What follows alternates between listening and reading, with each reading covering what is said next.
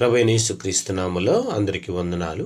ఈరోజు దేవుని వాక్యము సామెతల గ్రంథం 21వ అధ్యాయము 21వ వచనం. నీతిని కృపను అనుసరించువాడు జీవమును నీతిని ఘనతను పొందును. ఈ వాక్యం మన జీవితం ఏ దిశలో నడవాలో తెలియజేస్తా ఉంది. నీతిని వెతకాలి, దేవుని చిత్త ప్రకారం జీవించడానికి ప్రయత్నించటం.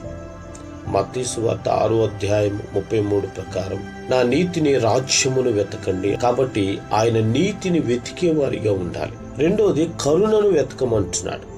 ఇతరుల పట్ల దయ, క్షమ, సహాయం చూపటం అనేది కరుణను వెతుకుట. మీకా గ్రంథం 6వ అధ్యాయం 8 ప్రకారము దేవుడు కోరింది నీతి చేయుట, కరుణను ప్రేమించటయే కదా.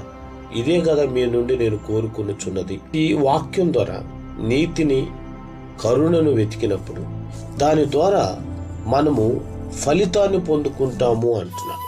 నీతి, కరుణను వెతికినటువంటి ఆత్మీయమైన క్రైస్తవ జీవితంలో జీవము, నీతి, ఘనత మనం పొందుకునే వారిగా ఉంటాం. నీతి, కృపను వెతికినటువంటి వారి జీవితంలో ఆత్మీయ జీవము, దేవుని ముందు నీతిమంతులుగా ఉంటాము. మనుషుల మధ్య ఘనత పొందుకునే వారిగా ఉంటాం. కేవలం ఆశీర్వాదాలు కోరటం కాకుండా నీతి మరియు కరుణను వెతికే వారిగా ఉండాలి. ఒక గ్రామంలో 2 రైతులు ఉన్నారు.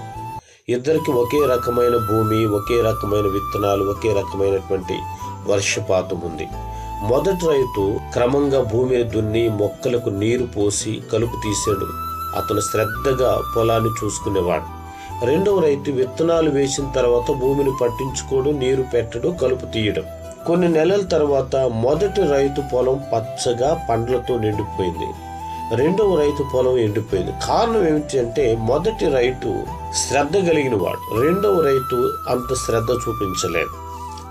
కాబట్టి ఎవరైతే ప్రతిదినము నీతిని ఆచరించి కరుణను చూపుతారో వారి జీవితం దేవుని ఆశీర్వాదాలతో పుష్పిస్తుందని మనం జ్ఞాపకం చేసుకోవాలి. ప్రేమ నమ్మకం కలిగిన తండ్రి వందనాలు.